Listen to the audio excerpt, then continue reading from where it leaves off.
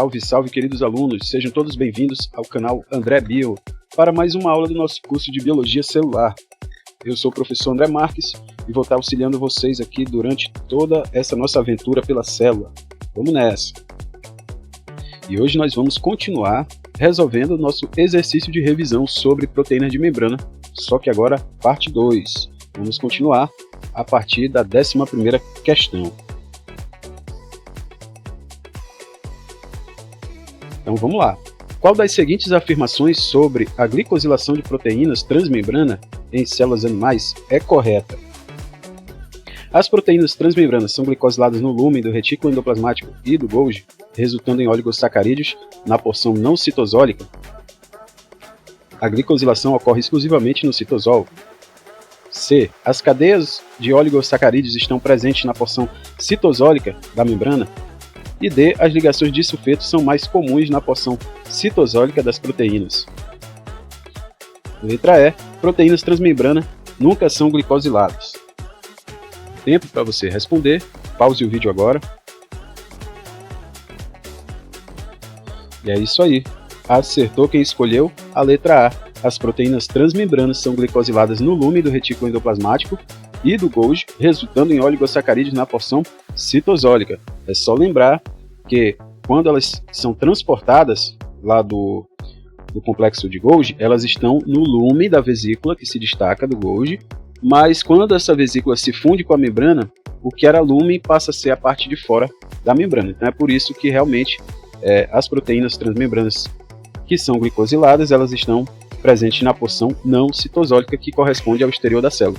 Mas vamos ver também os erros nas outras alternativas. Na letra B diz assim: a glicosilação ocorre exclusivamente no citosol? Não. Ocorre no complexo de Golgi e no retículo endoplasmático. Letra C. As cadeias de oligosacarídeos estão presentes na porção citosólica da membrana? Não. Estão na não citosólica. Letra D. As ligações de sulfeto são mais comuns na porção citosólica das proteínas? Não. É mais comum na porção não citosólica, no meio extracelular, tá? Porque o ambiente do citosol ele é um ambiente redutor, então é difícil ocorrer pontes de sulfeto em um ambiente que é redutor, né? Que tem uma grande quantidade aí de hidrogênio. E letra E, proteínas transmembranas nunca são glicosiladas, claro que não. A gente já verificou, né, nas aulas que elas são glicosiladas sim.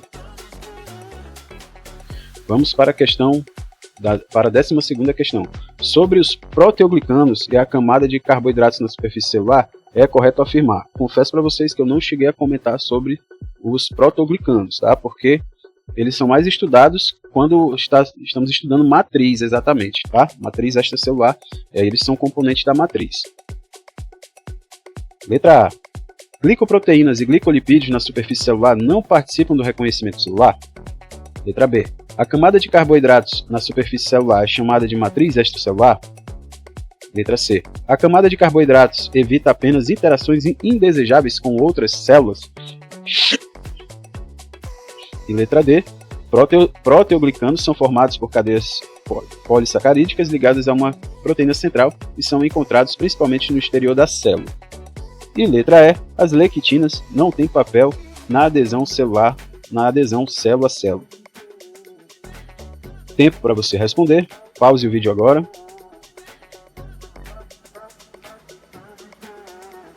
Beleza.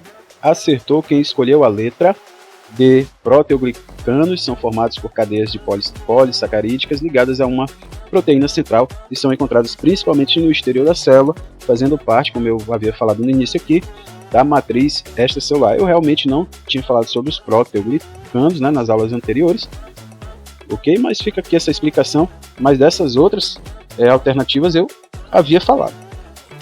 Então dá para a gente responder. Vamos ver aqui a letra A. Glicoproteínas e glicolipídios na superfície celular não participam do reconhecimento celular? Claro que não, eles participam da formação do glicocálice, que vai participar do reconhecimento celular, ajudando as células de defesa do corpo, por exemplo, a reconhecer ali proteínas e anticorpos, e também no reconhecimento como aquela célula pertencendo a determinado tecido. Lembrando que cada tecido ele tem uma certa combinação de carboidratos que é específico, né, daquelas células, né, uma combinação de carboidrato do seu glicocálice. Então ajuda realmente no reconhecimento. A letra B. fala que a camada de carboidratos na superfície celular é chamada de matriz. Não, é chamada de glicocálice. A letra C diz que a camada de carboidrato evita apenas interações indesejáveis com outras células. Não, isso aqui é uma das funções do glicocálice, mas não é apenas essa função. E a letra E fala das lectinas. As lectinas são proteínas de membrana que vão atuar reconhecendo, por exemplo, glicoproteínas, né, e carboidratos de células vizinhas. São essas proteínas que vão fazer o reconhecimento e vão ajudar na adesão daquela célula no tecido, né, que é a chamada adesão célula a célula. Então ficou aqui a letra E diz que não, né, que as lectinas não têm papel, e é justamente o contrário, tá? Então ficou a letra B. Belezinha? Vamos para a 13ª questão. Qual é a função principal dos detergentes na solubilização de proteínas de membrana? Letra A. Reduzem a concentração de sais na solução. B. Estabilizam a estrutura das proteínas de membrana sem desnaturá-las. C. Rompem associações hidrofóbicas entre proteínas e caudas dos lipídios de membrana, formando o complexo proteína-detergente. D. Formam nanodiscos para manter as proteínas em solução. E letra E. Aumentam a temperatura da solução para melhorar a solubilidade de proteínas. Tempo para você responder. Pause o vídeo.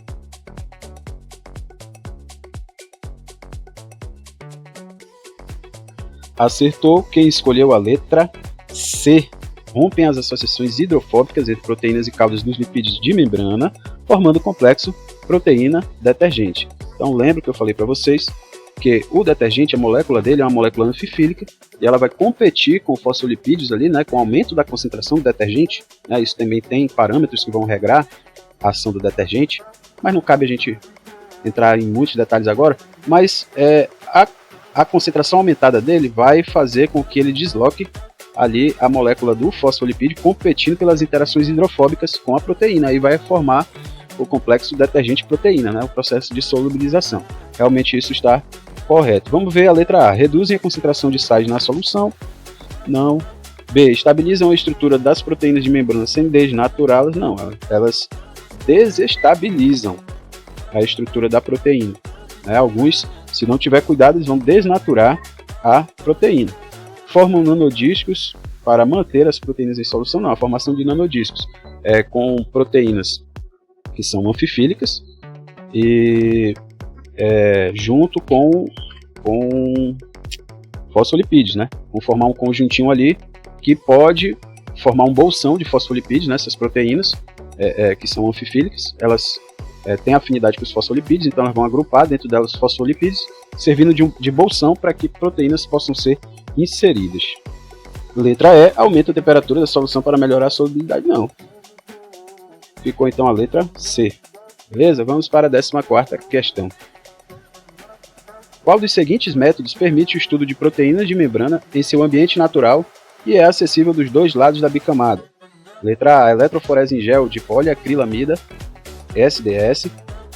Letra B. Reconstituição em nanodiscos. Letra C. Cristalização em padrão regular. Letra D. Solubilização com detergentes fortes como SDS. E redução da concentração de detergentes sem fosfolipídios. Tempo para você responder, dá aquela pausa no vídeo, toma um café. Acertou quem respondeu a letra B, reconstituição em nanodiscos, que eu acabei de explicar para vocês na outra questão, que é reconstruir ali, fazer uma membrana, um pedaço da membrana, né, como se fosse ali um pedaço da membrana natural com essa proteína, né, uma proteína formando um cinturão anfifílico, né, e do lado de dentro desse cinturão ela ia interagir com os fosfolipídios, que são apolares, né, então essa parte da proteína de dentro do cinturão é apolar, aí ela forma um bolsão ali de fosfolipídios, e nesse bolsão pode ser então inserida uma proteína, e aí ela fica acessível pelos dois lados, né. O lado de fora desse cinturão, feito por essa proteína anfifílica, esse cinturão tem afinidade com a água, então ela pode ser colocada em uma solução aquosa, por exemplo. Belezinha? 15ª questão. Qual das seguintes afirmações sobre Bacteriorhodopsina é correta? A Bacteriorhodopsina é uma proteína de transporte encontrada na membrana de eucariontes. B. A estrutura tridimensional da rodopsina foi determinada exclusivamente por cristalografia de raio-x. C. A bactéria rodopsina contém um cromóforo chamado retinal, que é um derivado da vitamina C. Letra D.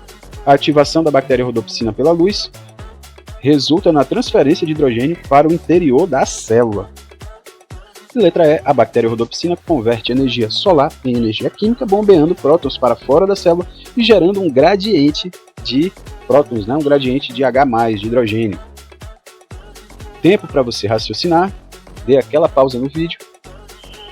E aproveita, pessoal, se esse conteúdo está sendo proveitoso para você, deixa o joinha, se inscreve no canal, isso é muito importante para nós, não vai custar nada para você, menos de 1 segundo você faz isso e ajuda a gente a continuar realizando esse trabalho aqui. Beleza? Acertou quem escolheu a letra E, a bactéria rodopsina, a gente viu isso, ela converte energia, ela vai absorver a luz pelo seu cromóforo de retinal e com isso ela sofre uma mudança conformacional, inicialmente no retinal, e depois essa mudança passa para a proteína e ela consegue então bombear o hidrogênio para fora da célula, constituindo um gradiente de hidrogênio que é aproveitado por proteínas como a ATP sintase para produzir ATP sintase, não é sintaxe não. Sintaxe é coisa do português. Beleza, pessoal? É isso aí, vamos para a 16ª questão. A 16ª questão é um pouquinho maior. Sobre as características e funções da bactéria rodopsina, classifica as seguintes afirmações como verdadeiro ou falso. Vamos lá. A bactéria rodopsina é organizada como um cristal bidimensional planar, facilitando a determinação de sua estrutura tridimensional por cristalografia de prótons. O retinal ligado a uma lisina, a bactéria rodopsina é ativado pela luz e causa mudança conformacional na proteína. A bactéria rodopsina é capaz de bombear centenas de prótons por segundo sob luz intensa, gerando um gradiente de hidrogênio na membrana plasmática. A estrutura cristalina da bactéria rodopsina revelou que a proteína não possui nenhuma molécula de lipídio associada. A bactéria rodopsina e os GPCRs, que são receptores de proteína G, são proteínas de membrana que, apesar de terem estruturas similares, pertencem a ramos evolutivos distintos. Vamos às alternativas. Aí agora, tempinho para você responder. Pode pausar o vídeo sem problema. Belezinha, acertou. Tenho certeza que vocês estão acertando tudo. Já deixa aí no comentário qualquer dúvida, tá? Acertou quem escolheu a letra B. Então, bactéria rodopsina realmente é organizada em cristais bidimensional, planar, formando aqueles aglomerados chamados membrana púrpura. O retinal ele sofre realmente, ele é ativado pela luz, sofre mudança conformacional, até falei na questão anterior. A bactéria rodopsina é capaz de bombear, assim, tem luz intensa, ela vai fazer o seu processo muito bem. Aí, essa aqui vai dizer, a estrutura cristalina da bactéria rodopsina revelou que ela não possui nenhum... Não, isso aqui eu já vou falar para vocês, tá? Toda e qualquer proteína de membrana, ela tem associações com lipídios, não tem como, uma vez que ela está inserida na membrana. A bactéria rodopsina e GPCR são proteínas de membrana, são proteínas até parecidas, tá? Mas elas são de ramos evolutivos diferentes, isso aqui está correto. Então ficou a letra B. Vamos nessa. 17ª questão. Considere as afirmações a seguir sobre a distribuição e movimentação de proteínas na membrana celular. Em células epiteliais, as proteínas de membrana são distribuídas simetricamente, com os lipídios possuindo composições idênticas nos dois domínios de membrana.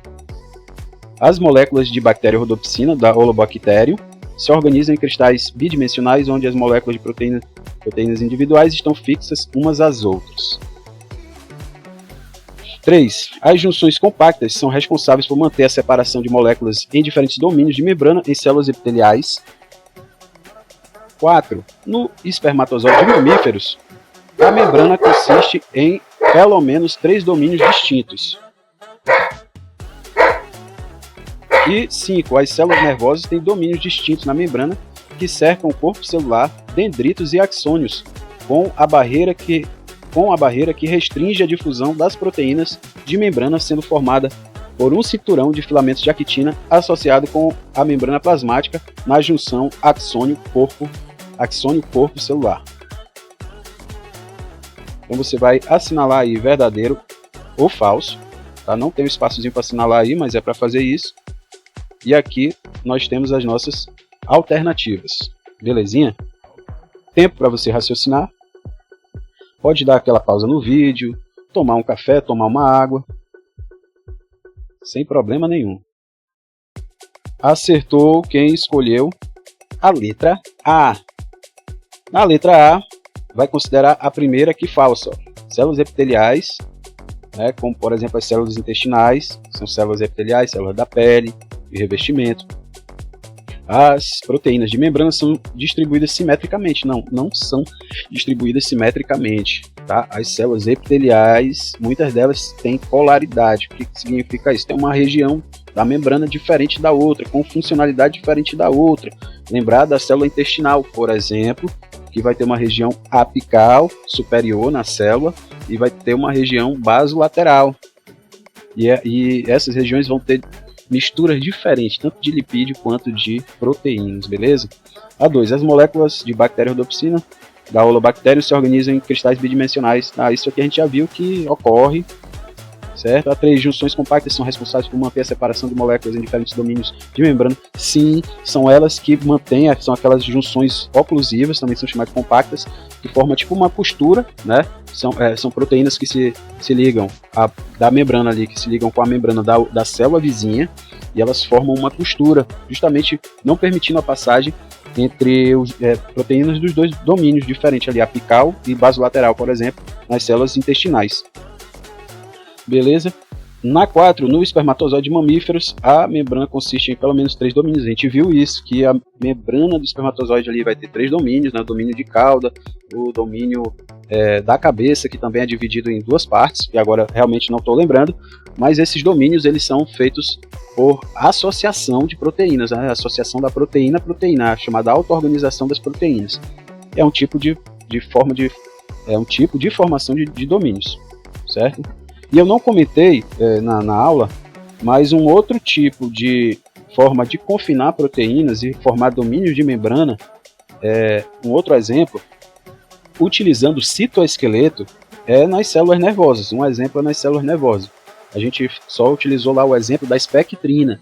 Não sei se vocês lembram, né? A gente fez lá, mostrei que a espectrina ela forma uma malha embaixo da membrana e tudo mais, e se prende ali ao citoesqueleto. Isso lá no eritrócito, né? Na hemácia.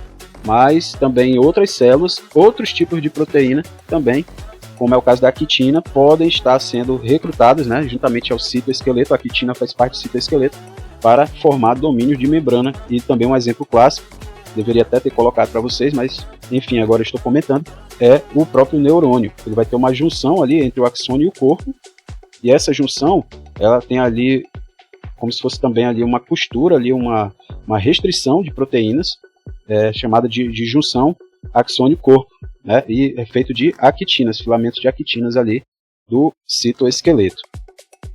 Belezinha, pessoal? Vamos então para a 18ª questão, já está acabando. As células utilizam diversas estratégias para restringir a mobilidade lateral das proteínas de membrana, resultando em funções e estruturas específicas. Qual das alternativas a seguir é correta? A espectrina é responsável por formar filipódios, lamelipódios na superfície dos eritrócitos. O citoesqueleto de espectrina dos eritrócitos é similar em função e composição ao citoesqueleto das células epiteliais, sendo ambos essenciais para o movimento da célula. As anomalias genéticas na espectrina não afetam a integridade da estrutura dos eritrócitos. A modelagem da rede de actina permite que as células nucleadas desempenhem funções como movimentos, endocitose e formação de estruturas móveis da membrana. Letra E. Alterações térmicas são o principal fator que permite a remodelagem dinâmica da rede de actina em todas as células. Tempo para você responder, aquela pausazinha básica. Acertou quem escolheu a letra D. A remodelagem da rede de actina permite que as células nucleadas desempenhem funções como movimento celular, endocitose, formação de estruturas móveis da membrana. Realmente eu não citei a questão da actina nas aulas anteriores, né, relacionada aqui à restrição de proteínas. Eu realmente não tinha falado sobre elas, né? Mas com o conhecimento que a gente tinha, dava para também eliminar as outras alternativas. Porque essa parte aqui relacionada ao movimento, né, a rede de actina e produzindo movimentos na membrana, isso aqui vai ser visto no capítulo de citoesqueleto, tá? Nas aulas sobre citoesqueleto. Vamos ver aqui, ó. Letra A. A espectrina é responsável por formar filipóide? Não, isso aqui é a actina, tá? Essas estruturas aqui são responsáveis pelo movimento, né, relacionados ao citoesqueleto e à membrana, tá? Isso aqui é feito de actina. B. O citoesqueleto de espectrina dos eritrócitos é similar em função e composição? Não, já está dizendo que é com composição diferente. A espectrina é uma coisa, a actina é outra, tá? E não está relacionado ao movimento. Anomalia genética na espectrina não afeta a integridade? Claro que afeta. Ela deixa, por exemplo, de ter aquela forma côncava dela, devido a anormalidades na espectrina. Lembrar que a espectrina ela é responsável pela forma côncava. E isso provoca, né, um tipo de anemia lá específica. E a letra E, alterações térmicas são o principal fator que permite a remodelagem dinâmica da rede de actina. Não, é um fator, mas não é o principal, tá? A rede de actina, quando a gente estudar o citoesqueleto, ela é afetada pela temperatura, assim como qualquer outra proteína, mas isso aqui não é o principal fator. Vamos para a última questão, 19ª questão. Tenho certeza que vocês estão acertando tudo, já deixa aí nos comentários. Qualquer dúvida, galera, estamos aqui. O comentário de vocês, a feedback de vocês é muito importante para a gente continuar fazendo esse trabalho aqui. As proteínas de curvatura de membrana são essenciais para produzir deformações que controlam a curvatura local da membrana, frequentemente trabalhando em conjunto com a dinâmica do citoesqueleto. Analise as afirmações a seguir sobre o controle e a função da curvatura das membranas celulares e marque V para verdadeiro e F para falso. A curvatura da membrana pode ser influenciada tanto pelo citoesqueleto como por estruturas extracelulares. Proteínas de curvatura da membrana geram curvatura inserindo domínios proteicos, hidrofóbicos ou ligando âncoras lipídicas em um dos folhetos da bicamada. Fosfolipídios induzem curvatura ao remover os grupamentos das cabeças lipídicas. O grande grupamento de cabeça dos fosfoinusitídeos faz com que essas moléculas tenham formato de cunha, induzindo curvatura positiva quando acumuladas em um domínio da bicamada. Diferentes proteínas de curvatura da membrana trabalham juntas para moldar as vesículas de transporte em brotamento. Então, analise a alternativa que apresenta a sequência correta de verdadeiro e falso. Então aqui nós temos as alternativas, belezinha? Tempo para você responder, pode dar aquela pausa na tranquilidade. E é isso aí, rapaziada, tenho certeza que vocês acertaram.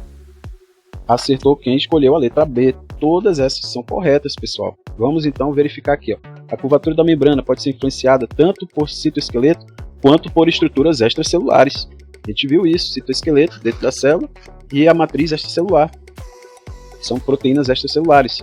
Proteínas de curvatura da membrana geram curvatura inserindo domínios proteicos hidrofóbicos, sim, e âncoras também. A gente viu isso.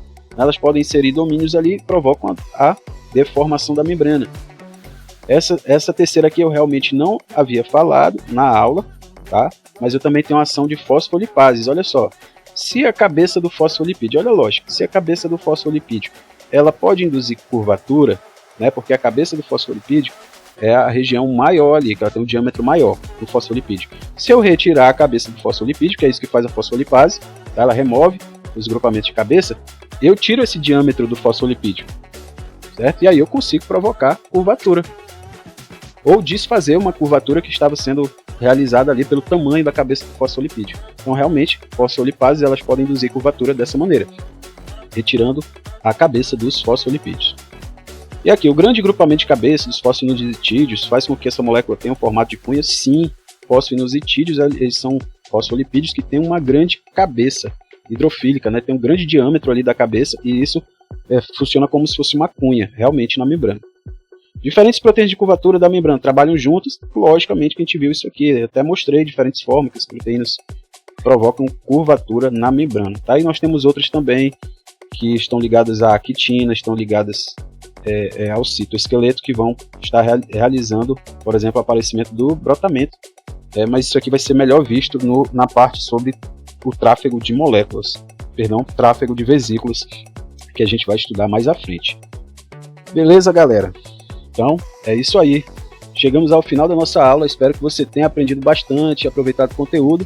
Se você gostou, já deixa o seu like, se inscreve no canal e ativa o sininho para acompanhar os próximos vídeos. E tem novidade, assim que o canal atingir 400 inscritos, eu vou liberar um resumo completo baseado nas aulas de membrana plasmática, que ficará disponível aqui nesse vídeo e nos outros vídeos também do canal.